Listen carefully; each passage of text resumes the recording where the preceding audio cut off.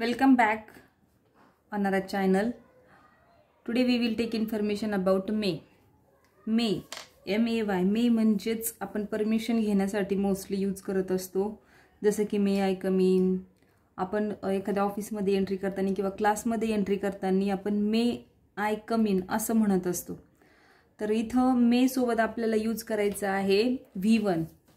मे आणि V1. मे हे auxiliary verb आहे, म्हणजेच ते ॲज अ हेल्पिंग व्हर्ब म्हणून आपण इथे यूज करत असतो. May I come in sir म्हणजे इथे काय आहे, क्वेश्चन विचारलेला आहे. May I come in sir, yes no type question आहे हा. म्हणजे आपल्याला माहित आहे की आपण जेव्हा पण हेल्पिंग व्हर्बनी स्टार्ट करत असतो एखादं सेंटेन्स, तेव्हा ते येस नो टाईपचं क्वेश्चन होत असतो. मग इथं बघा, मे हा ॲज अ हेल्पिंग व्हर्ब म्हणून इथे यूज केला जात असतो. तर may I come in sir, yes किंवा नो असं आपल्याला आन्सर मिळत असतं. म्हणजे आता याला मराठीमध्ये आपण काय म्हणणार आहोत, मे आय कम इन सर, मी आत येऊ का.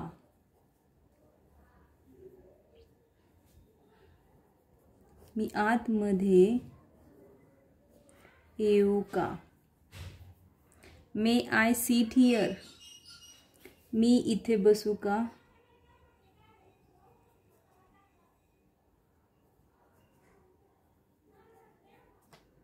याचं पण आन्सर येस नोच असणार आहे. May you give me chance, तू मला चान्स देतोस का, किंवा तू मला चान्स संधी देतोस का असं म्हणू शकतो आपण इथं.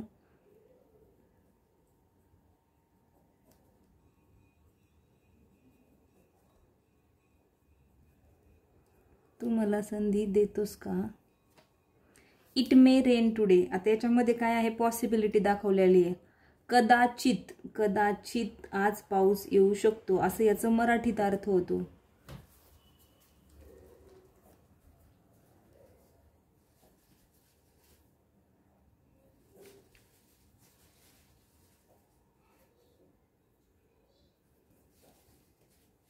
Sunil may be in the medical, Sunil कदाचित मेडिकलमध्ये असेल.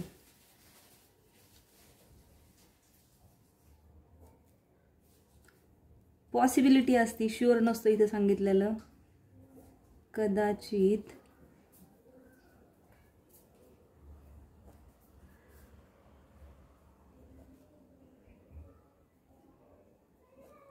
मेडिकलमध्ये असेल. Vidya ma'am may not teach in next month, कदाचित विद्या मॅडम आपल्याला शिकवणार नाहीत पुढच्या महिन्यामध्ये. आपण असं इथं पॉसिबिलिटी आहे. कदाचित विद्या मॅम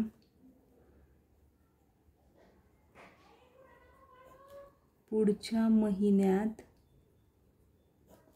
शिकवणार नाहीत.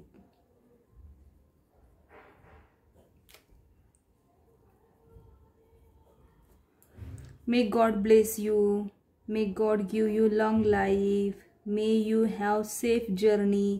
इथे जे आहे इथं विश केलं जातं, त्याच्यासाठी पण मे हे यूज केलं. मे गॉड ब्लेस यू, देवाचा तुला आशीर्वाद असो. May God give you long life, देव तुला लांब अशी म्हणजे लॉंग लाईफ देव आपण इथं विश करू शकतो. जास्तीचं आयुष्य मिळो असं आपण म्हणू शकतो मराठीमध्ये. May you have safe journey, आणि तुमचा प्रवास हा आनंदाचा हो. तुमचा प्रवास आनंदाचा सुखरूप हो.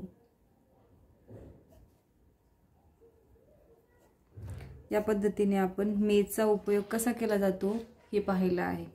थँक्यू.